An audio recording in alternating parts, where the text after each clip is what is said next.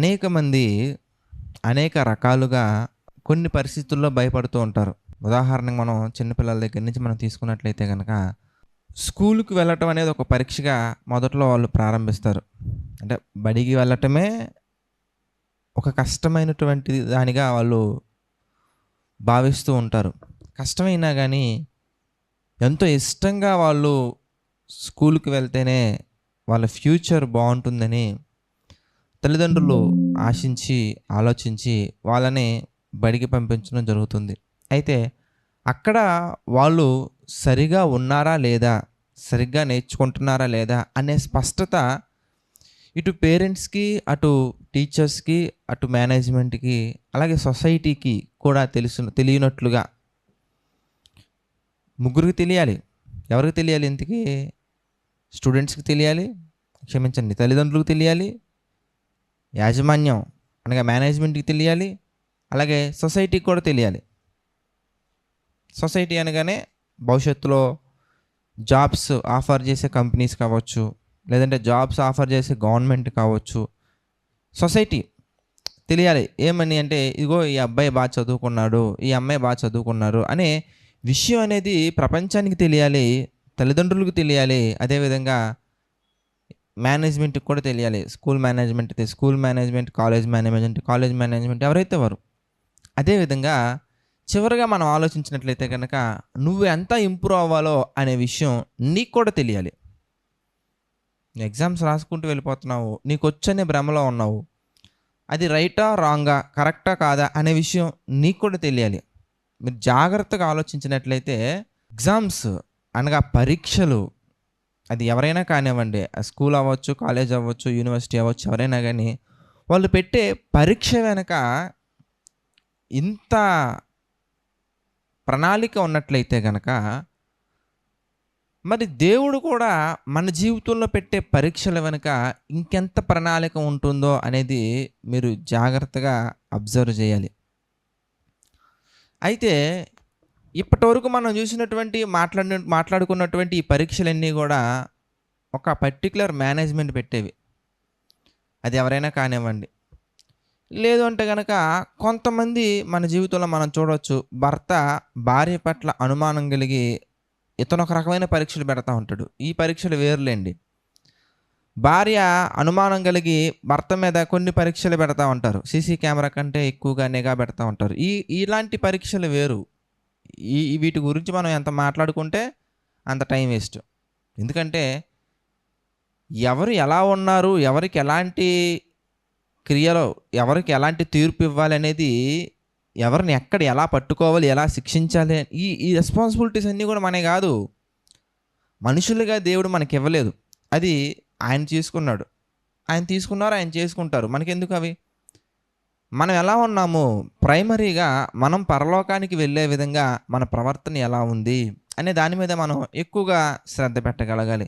కానీ చాలామంది బ్రదర్స్ వాళ్ళ వైఫ్ మీద చాలా నిఘా పెట్టి అసలు ఎటూ కదలనివ్వకుండా అనేక రకాల మాటలతోటి గుచ్చి, గాయపరిచి, హృదయం విరిగిపోయేలా చేసి, తర్వాత నిజాలు తెలుసుకున్నాక మళ్ళీ బాధపడి వాళ్ళు అయ్యో అనవసరంగా అన్నానని వీళ్ళ మనసు విరిగిపోయి, వాళ్ళ మనసు విరిగిపోయి, ఇదంతా కూడా మీరు ఆలోచించాలి. దుష్టుడు చేసే పనులు, అపవాది చేసే పనులు ఒక కుటుంబంలో శాంతి సమాధానాలు లేకుండా సాతాను చేస్తాడు ఇలాంటివన్నీ కూడా. కనుక ఈ పరీక్షలన్నీ ఒక సైడ్ అనుకుంటే కనుక ఇందులో ఉపయోగపడే పరీక్షలు ఉన్నాయి, ఉపయోగపడని పరీక్షలు ఉన్నాయి. జీవితాలు కట్టబడే పరీక్షలు ఉన్నాయి, జీవితాలు కూల్చబడే పరీక్షలు ఉన్నాయి. చూడండి, ప్రతి దానికి ఒక పరీక్ష ఉంటుందండి. నీలో ఏ ప్రాబ్లం వచ్చింది? What is the problem in your body? నీ శరీరంలో ఏ ప్రాబ్లం వచ్చిందనే దాన్ని తెలుసుకోవడానికి బ్లడ్ టెస్ట్ అని అంటారు కదంటారు. బ్లడ్ టెస్ట్ దేనికి? బ్లడ్ టెస్ట్ ఎందుకంటే ఏమో నీ యొక్క శరీరంలో ఏ ప్రాబ్లం వచ్చింది. ఈ బ్లడ్ టెస్ట్లో మళ్ళీ అనేక రకాల ప్రాబ్లమ్స్ ఉన్నాయి. అలాగే యూరిన్ టెస్ట్ ఉంటుంది. అలాగే థైరాయిడ్కి సంబంధించిన టెస్ట్, అదొక టెస్ట్ సపరేట్గా ఉంటుంది. ఇలా అనేక రకాలుగా పరీక్షలు నిర్వహిస్తారు. దేనికంటే ఒక మనిషిని కాపాడడానికైనా కావచ్చు, ఒక మనిషిలో ఏ లోపం ఉందో దాన్ని గుర్తించడానికైనా కావచ్చు. ఇవన్నీ కూడా ప్రపంచం బాగుపడటానికి, లేదంటే ప్రపంచంలో ఉన్నటువంటి విషయాలను బాగుపరచటానికి, మెరుగుపరచటానికి మనిషి కల్పించుకున్నటువంటి పరీక్షలు. అయితే ఇవన్నీ కూడా శరీరానికి సంబంధించినటువంటివే. అయితే ఆత్మీయంగా దేవుడు కూడా మనకి ఎన్నో పరీక్షలు పెడుతూ ఉంటారు. అందులో మనం అబ్రహాం గారి జీవితంలో మనం చూసినట్లయితే కనుక, అబ్రహాం గారి జీవితంలో దేవుడు పెట్టిన పరీక్ష నిజంగా చాలా కఠినంగా మనకు అనిపించవచ్చు. కానీ అసలు ఎన్ని తరాలు ఇప్పటికీ కూడా మనం మాట్లాడుకుంటున్నామండి. అబ్రహాము విశ్వాసులకు తండ్రి. అబ్రహాం గారు కనుక ఆ పరీక్షలో కనుక ఫెయిల్ అయిపోయినట్లుంటే ఈరోజు మనందరం కూడా అబ్రహాం గారి గురించి అలా చదువుకునే వాళ్ళం అంటారా? అబ్రహాం గారి జీవితం మనం ఆలోచిస్తానండి. దేవుడు వెళ్ళమన్నారు, వెళ్ళిపోయారు అంతే, ఏం మాట్లాడలేదండి. మీరు చూడండి, హెబ్రీలకు రాసిన పత్రిక మనం చూస్తే ఆశ్చర్యాన్ని కలిగిస్తుందండి. హెబ్రీలకు రాసినటువంటి పత్రిక 11:8 మనం చూస్తే, అబ్రహాము పిలువబడినప్పుడు విశ్వాసమును బట్టి ఆ పిలుపునకు లోబడి ఏమండి బయలు వెళ్ళెను, మరియు ఎక్కడికి వెళ్ళవలెనో అది ఎరుగక బయలు వెళ్ళెను. ఎక్కడికి వెళ్ళాలో కూడా తెలియదండి అబ్రహాం గారికి. దేవుడు వెళ్ళమన్నారు, వెళ్ళిపోతున్నారంతే. అబ్రహామా, నేను నీకు చూపించబో దేశమునకు వెళ్ళు అన్నారు. అదే మనమైతే ఏ దేశం, అక్కడ వాటర్ ఫెసిలిటీ బాగుంటుందా, అక్కడ వాతావరణం బాగుంటుందా, లొకాలిటీ అంతా పర్ఫెక్ట్గానే ఉంటుందా? ఇప్పుడు బాగానే ఉన్నాం కదా మేము ఇక్కడ, మా తండ్రులు ఉన్నారు, మా బంధువులు ఉన్నారు, స్నేహితులు ఉన్నారు. దేవుడు మెన్షన్ చేయటం కూడా అండి, నీ బంధువుల యొద్ద నుండి, నీ తండ్రి వారి ఇంటి యొద్ద నుండి బయలు వెళ్ళు అని ఉంటుందండి. అప్పుడు ఆదికాండము 12:1 నుంచి మనం చూస్తే కనుక, ప్రభు వీళ్ళందరూ నా బంధువులయ్యా, నాకు తెలిసిన వాళ్ళయ్యా, నువ్వు ఎక్కడికో వేరే దేశానికి వెళ్ళమంటున్నావు, ఎలాగెళ్ళాలి ప్రభు అనే ప్రశ్నలు లేవండి. ఎక్కడికి వెళ్ళాలి ప్రభు అనే ప్రశ్నలు లేవండి. దేవుడు వెళ్ళమన్నారు, మొత్తం సర్దుకున్నారు, బయలుదేరి వెళ్ళిపోతున్నారు. ఎక్కడికి వెళ్ళవలెనో కూడా ఎరుగక బయలు వెళ్ళెను.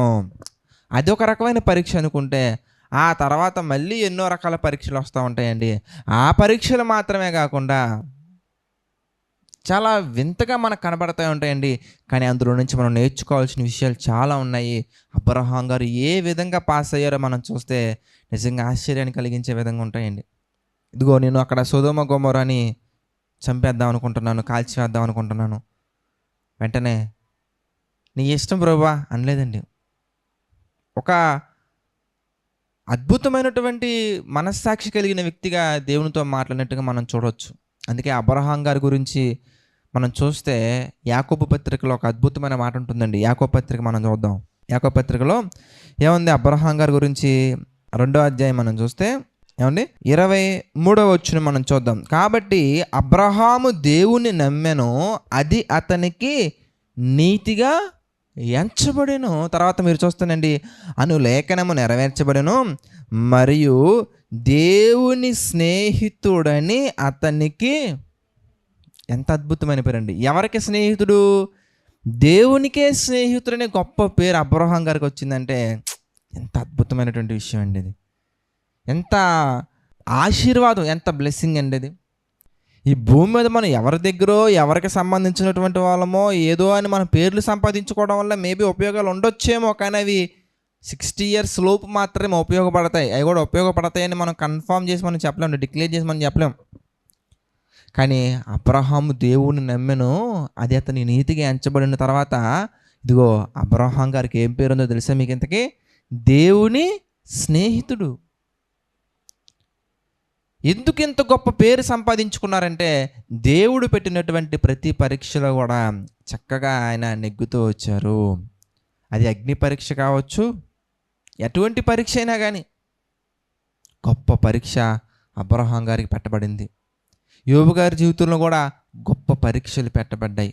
అయితే ఈ పరీక్షలన్నీ నెగ్గాలంటే, ఈ పరీక్షలన్నింటిలో కూడా మనం సక్సెస్ఫుల్గా విజయం పొందుకోవాలంటే, ఇవి మాత్రమే కాదు, మన జీవితంలో ఈ 60 years లైఫ్ కావచ్చు, అబోవ్ ద 60 years అంటే 60 సంవత్సరాల తర్వాత జీవితానికి కావచ్చు, ఇప్పటి జీవితానికి కావచ్చు, మనం ప్రతి పరీక్షలో కూడా మనం పాస్ అవ్వాలంటే, ప్రతి పరీక్షలో కూడా మన రిజల్ట్స్ అనేవి ఎక్స్ట్రాడినరీగా ఎక్సలెంట్గా రావాలి అంటే కనుక ఒక పరీక్ష మనం చేసుకోవాలండి.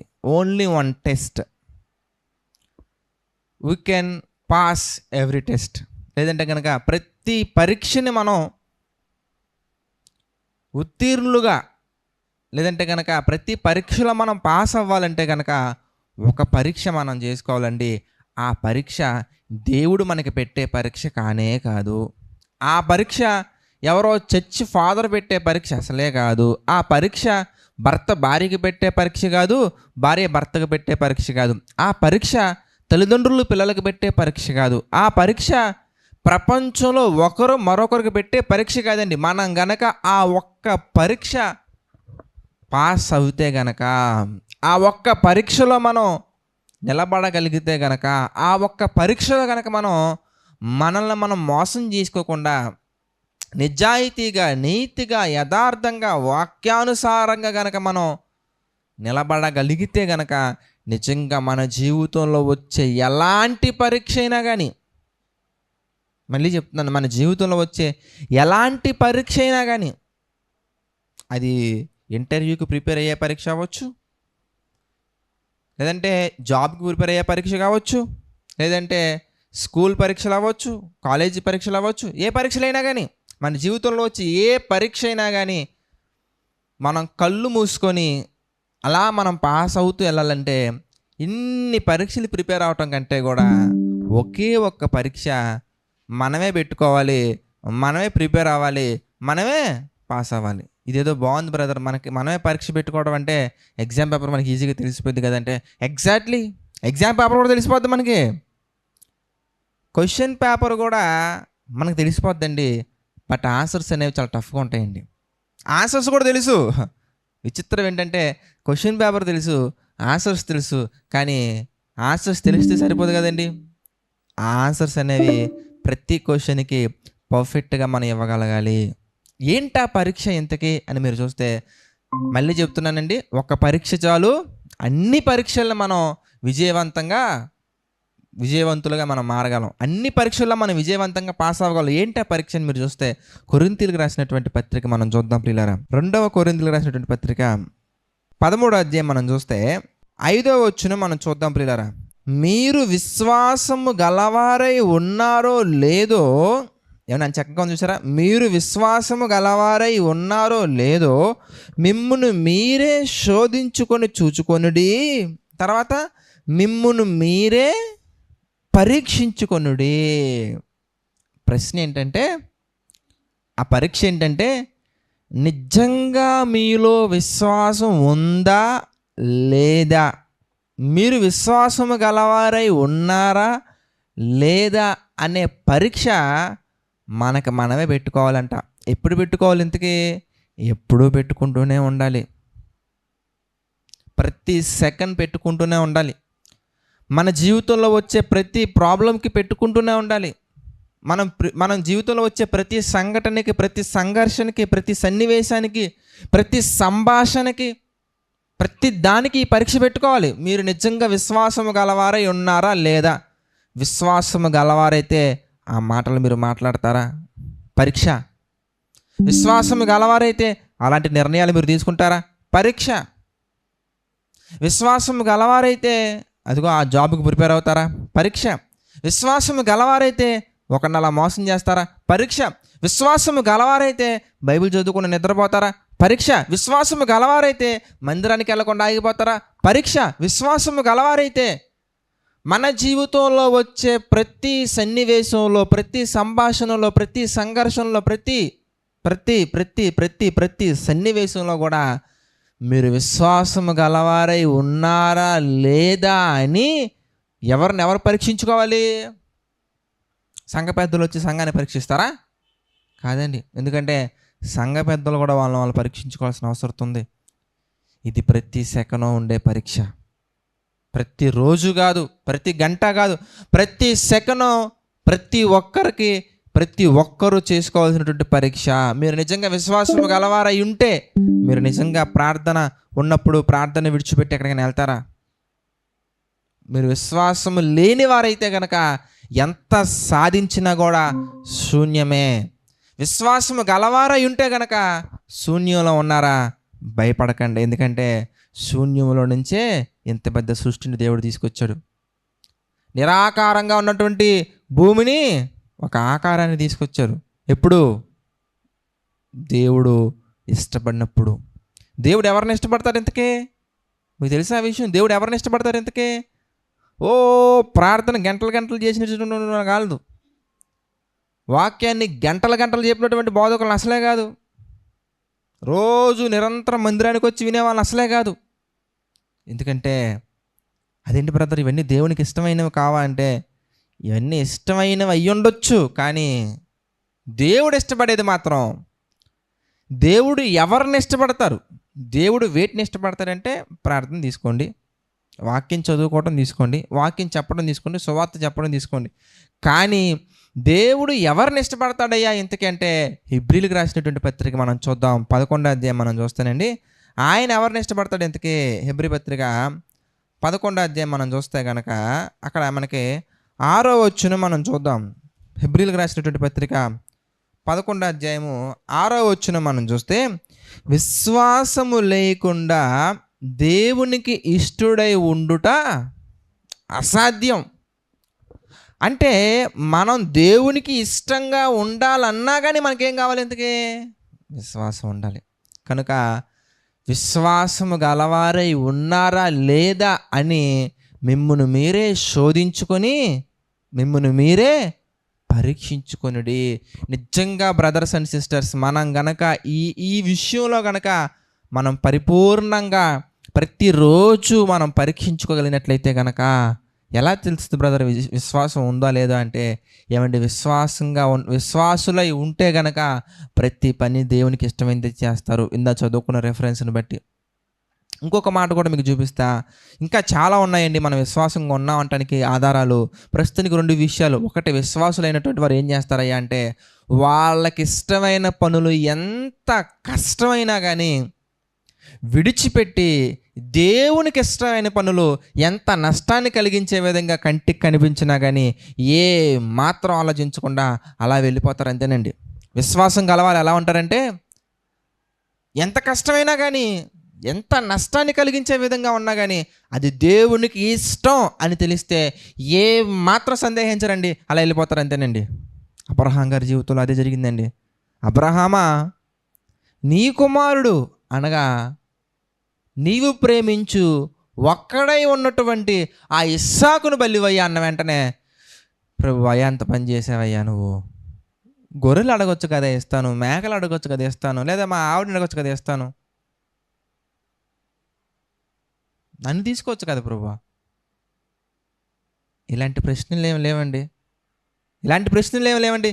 నీవు ప్రేమించు ఒక్కడై ఉన్న నీ కుమారుని అదిగో నేను చూపించు ప్రదేశానికి వెళ్ళి బలిగా అర్పించి. ఏమండి, అదే మాట దేవుడు నీ పిల్లల గురించి నీకు చెప్తే నువ్వు నిజంగా చేయగలవా? నీ కుమారుణ్ణి లేదా నీ కుమార్తెను దేవుని యొక్క పరిచర్యకు పంపించగలవా?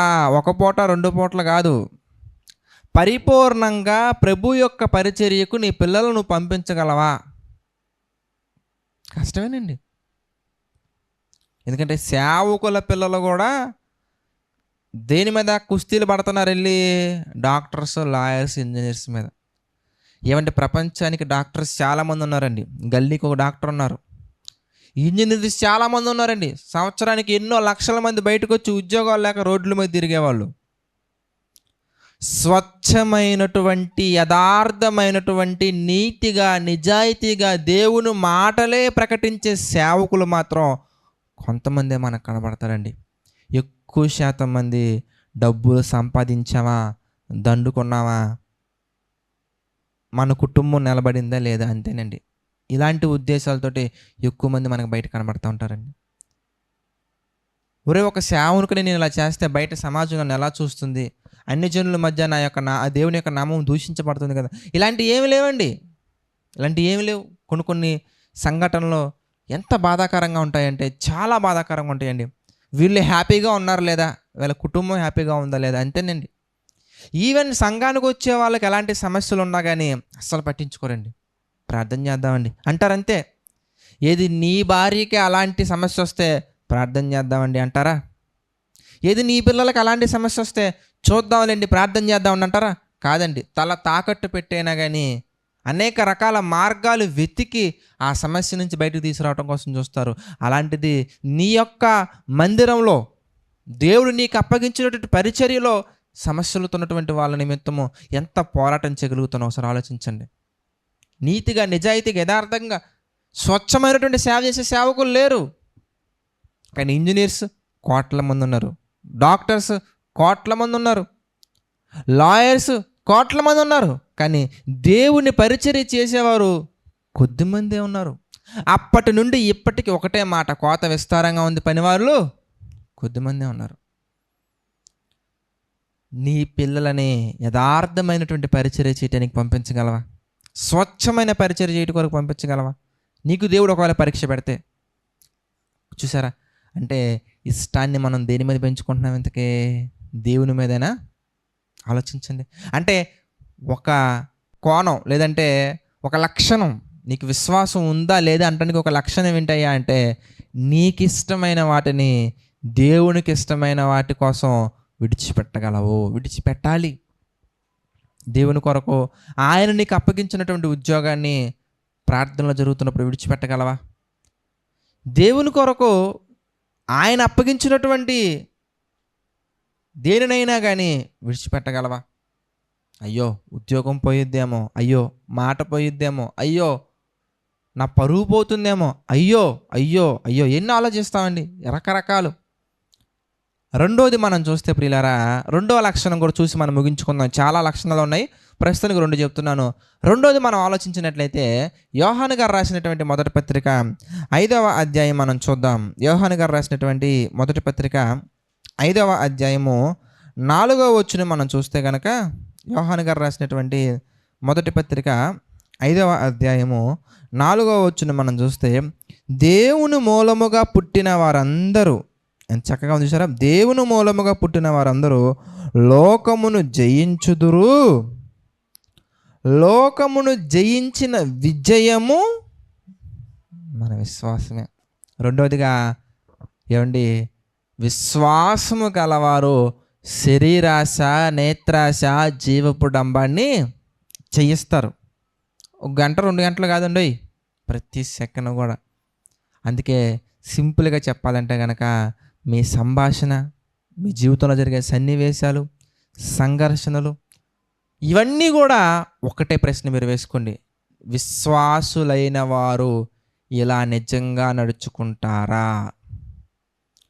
విశ్వాసులైన వారు ఓ పక్కన దేవుని కార్యక్రమాలు జరుగుతున్నా కానీ అవన్నీ విడిచిపెట్టి పట్టుకూటి కొరకు పరిగెడతారా? ప్రశ్న మీకు మీరు వేసుకోవాలి. విశ్వాసులైన వారు నేను అలసిపోయాను, ఈరోజు ప్రార్థన చేసుకోలేను అని ప్రార్థన చేయటం మానేస్తారా? విశ్వాసులైన వారు బైబిల్ డైలీ పోర్షన్ కంప్లీట్ చేయకుండా నిద్రపోతారా? విశ్వాసులైన వారు బయటికి వెళ్ళేటప్పుడు ప్రార్థన చేయకుండా ఉంటారా? విశ్వాసులైన వారు తిరిగి వచ్చిన తర్వాత దేవునికి కృతజ్ఞతాస్తుతులు చెల్లించకుండా ఉంటారా? విశ్వాసులైన వారు వారి జీవితంలో ఏది జరిగినా కూడా కృతజ్ఞతాస్తుతులు చెల్లించకుండా ఉంటారా? ఒక ప్రశ్న వేసుకోండి, ఆన్సర్ వాక్యానుసారంగా వెతకండి. ఈ పరీక్ష గనక మిమ్మల్ని మీరు పెట్టుకున్నట్లయితే వేటి కొరకు ప్రిపేర్ అవ్వాలి, వేటి కొరకు ప్రయాసపడాలి, వేటి కొరకు ఆరాటపడాలి, వేటి కొరకు ఎదురు చూడాలి, నిరీక్షణ అంటే ఏంటి, ఇవన్నిటి పట్ల ఒక స్పష్టత వస్తుంది. అప్పుడు దేవుని చిత్త ప్రకారం మనం నడుచుకోగలిగిన వారం అవుతాము. అన్నీ మనకేం కావాలో దేవుడు అవన్నీ కూడా మన ముందు తీసుకొచ్చి మన కాళ్ళ దగ్గర పెడతారు. కనుక ప్రియులారా, ఈ విషయాలన్నీ కూడా మీకు అర్థమయ్యాయని మనస్ఫూర్తిగా నేను భావిస్తున్నాను. ఈ వాక్యం మీ అందరి హృదయాల్లో నీరు కట్టి ఫలింపచేయాలని మనస్ఫూర్తిగా దేవుణ్ణి వేడుకుంటూ నా ఈ మాటలు ముగిస్తున్నాను.